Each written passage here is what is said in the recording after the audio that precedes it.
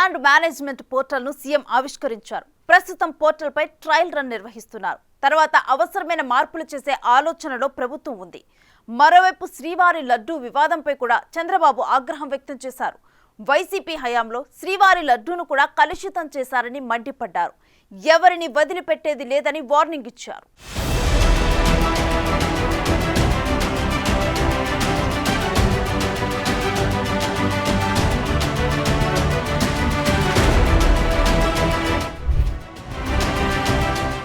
గురువారం సీఎం చంద్రబాబు గ్రామీణ తాగునీటి సరఫరా అంశంపై సమీక్షా సమావేశం నిర్వహించారు. ఈ సమావేశానికి గ్రామీణాభివృద్ధి శాఖ మంత్రి పవన్ కళ్యాణ్ కూడా హాజరయ్యారు. 3 ఏళ్లలో గ్రామాల్లో ప్రతి ఇంటికి కుళాయిల ద్వారా సురక్షిత నీరు సరఫరా చేయడమే ప్రభుత్వ ధ్యేయమని ఈ మీటింగ్లో సీఎం చెప్పారు.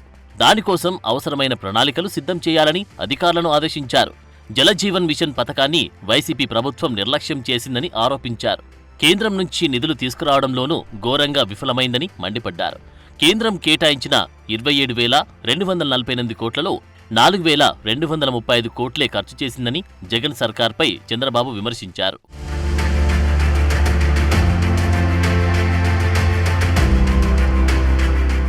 ఇకపై ఈ విషయంలో నిర్లక్ష్యం వహించొద్దని అధికారులను సూచించారు. రిజర్వాయర్ల నుంచి గ్రామాలకు పైప్ లైన్లు వేసి నిరంతరం తాగునీరు సరఫరా అయ్యేలా కార్యాచరణ రూపొందించాలని చెప్పారు. పురోగతి లేని పనుల టెండర్లు రద్దు చేయాలని తేల్చి చెప్పారు. నిర్మాణంలో ఉన్న పనులు గడువులోపు పూర్తి చేసేలా కాంట్రాక్టర్లపై ఒత్తిడి తేవాలని చెప్పారు. 3 నెలల్లో పనులు పట్టాలెక్కి పరుగులు తీయాల్సిందేనన్నారు చంద్రబాబు.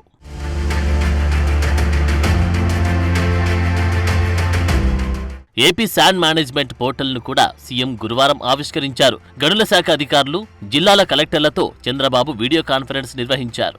ఆన్లైన్ పోర్టల్లో ఎదురయ్యే సమస్యలను ఎప్పటికప్పుడు పరిష్కరించాలన్నారు. ప్రభుత్వం ఉచిత ఇసుక విధానానికి కట్టుబడి ఉందని, ఇందులో పారదర్శకతకు పెద్దపీట వేయాలని స్పష్టం చేశారు. కలెక్టర్లు దీనిపై ప్రత్యేక దృష్టి సారించాలని, ప్రభుత్వానికి చెడ్డ పేరు తీసుకురాకూడదని అన్నారు. ఇసుకను ఉచితంగా ఇచ్చి కూడా మాట పడడం మంచిది కాదని ఆయన ఆలోచన. ఇసుక అక్రమ రవాణాకు దారి మళ్లించేందుకు అవకాశం లేకుండా చర్యలు తీసుకోవాలని చెప్పారు. ఆన్లైన్ ఇసుక బుకింగ్కు 24 గంటలు అవకాశం ఇవ్వాలని చెప్పారు. ఎవరైనా ఎక్కడి నుంచైనా ఏ సమయంలో అయినా సులువుగా ఇసుక బుక్ చేసుకునేలా పోర్టల్ ఉండాలని అధికారులకు చంద్రబాబు సూచించారు. శుక్రవారం నుంచి ఈ పోర్టల్ అందుబాటులోకి వచ్చింది. వారం రోజుల పాటు ట్రయల్ నిర్వహించి తర్వాత అవసరమైన మార్పులు చేయాలని అధికారుల ఆలోచన.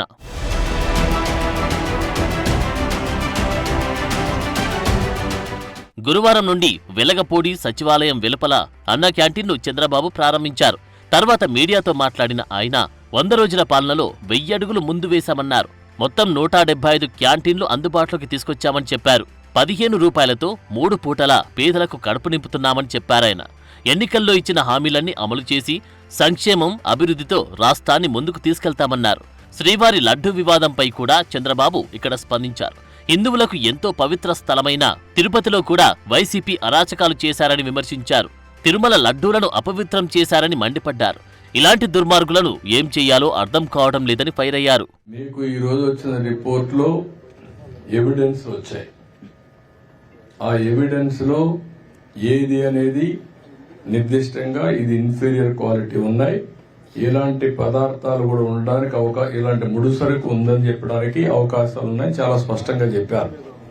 కొంతమంది ఇప్పటికే పారిపోయారు. ఇప్పటికే అందరినీ డిస్కంటిన్యూ చేసి పవిత్రమైన నెయ్యి తీసుకొచ్చాం. అది కూడా టోటల్ ప్రాసెస్ లో పెట్టారు మన వాళ్ళు. దానివల్ల క్వాలిటీ కూడా గణనీయంగా పెరిగింది. భక్తులు కూడా హ్యాపీగా ఫీల్ అయ్యే పరిస్థితికి వచ్చారు. దీన్ని ఇంకా నెక్స్ట్ లెవెల్ కట్ చేసే పోలు తీసుకెళ్తాం. పాతవన్నీ కూడా ఏ విధంగా యాక్షన్ తీసుకోవాలో యాక్షన్ తీసుకుంటాం. ఎవరు చేశారు, ఏం చేశారు అవన్నీ కూడా యాక్షన్ తీసుకుంటాం.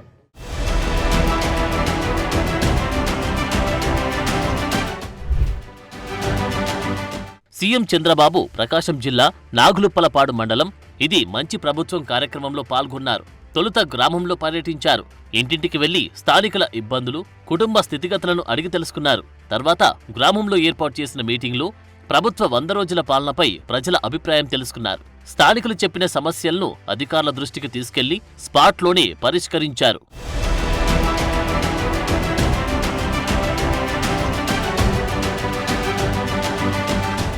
ఆ తర్వాత మాట్లాడిన చంద్రబాబు 100 రోజుల్లోనే మెగా డిఎస్సి నోటిఫికేషన్ రిలీజ్ చేశామని అన్నారు. ల్యాండ్ టైటిలింగ్ యాక్ట్ను రద్దు చేసి ప్రజల ఆస్తులకు భద్రత కల్పించామని చెప్పారు. అన్నా క్యాంటీన్ల ద్వారా 5 రూపాయలకే భోజనం అందిస్తున్నారాయన. ప్రకృతి విపత్తులు రాష్ట్రాన్ని అతలాకుతలం చేస్తున్న వృద్ధాప్య పెన్షన్ను 1వ తేదీన అందిస్తున్నామన్నారు చంద్రబాబు.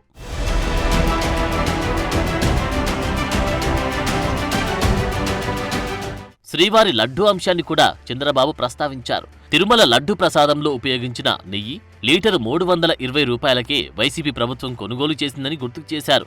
అంత తక్కువ ధరకు నెయ్యిని ఎవరైనా కొనుగోలు చేస్తారా అని ప్రశ్నించారు. బుద్ధి జ్ఞానమున్నవారు ఎవరైనా ఆలోచించారా అని నిలదీశారు.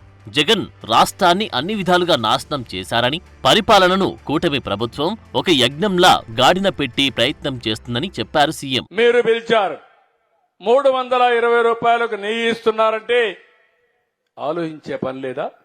500 రూపాయలు ఉంది. ఆవు నెయ్యికి 500 రూపాయలు కనీసం ఉంది.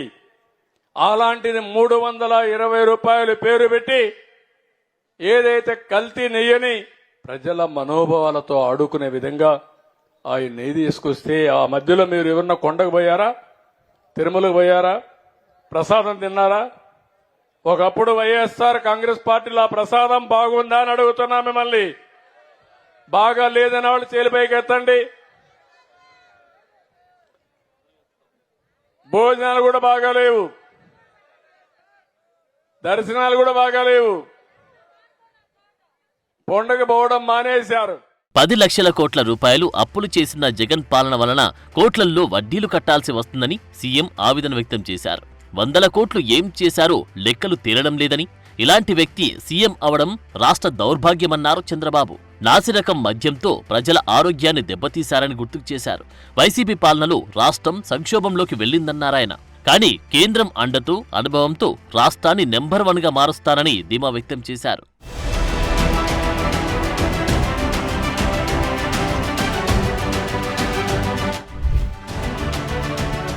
లడ్డూ తయారీలో కల్తీ పదార్థాల వాడకం అంశంపై టీటీడీ ఈవో శ్యామలరావు సీఎం చంద్రబాబుకు నివేదిక అందించారు.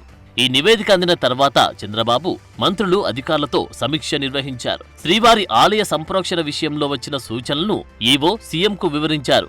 మరింత విస్తృత సంప్రదింపుల తర్వాత సంప్రోక్షణ కార్యక్రమాన్ని నిర్వహించాలని, తిరుమల పవిత్రతను కాపాడే విషయంలో అన్ని చర్యలు తీసుకోవాలని అధికారులకు ముఖ్యమంత్రి సూచించారు. తిరుమల పవిత్రతకు పూర్వ వైభవం తీసుకొస్తామని సీఎం హామీ ఇచ్చారు. తప్పు చేసిన ఏ ఒక్కరిని వదిలిపెట్టమని హెచ్చరించారు. తిరుమలకు 200 ఏళ్ల పైబడిన చరిత్ర ఉందని ఆయన అన్నారు. ఇంట్లో స్వామివారి లడ్డూ ఉంటే ఇల్లంతా గుమగుమలాడే వాసన వచ్చేదన్నారాయన. అంతటి పవిత్రత, విశిష్టత ఉన్న లడ్డూను కల్తీ చేయడమే కాక జగన్ ఎదురుదాడి చేస్తారా అని ఆగ్రహం వ్యక్తం చేశారు. ప్రజలు గుణపాఠం చెప్పినా బుద్ధి మార్చుకోలేదని ధ్వజమెత్తారు.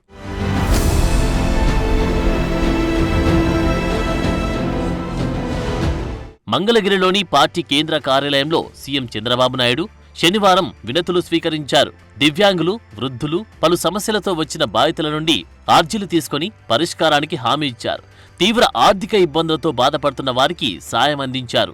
రీసర్వేలో భూమి కోల్పోయిన వారు, ఆన్లైన్ సమస్యతో ఇబ్బందులు ఎదుర్కొంటున్న వారు సీఎంకు ఫిర్యాదు చేశారు. అన్నా క్యాంటీన్, వరద బాధితుల సహాయ నిధికి విరాళాలు అందించిన దాతలను సీఎం అభినందించారు.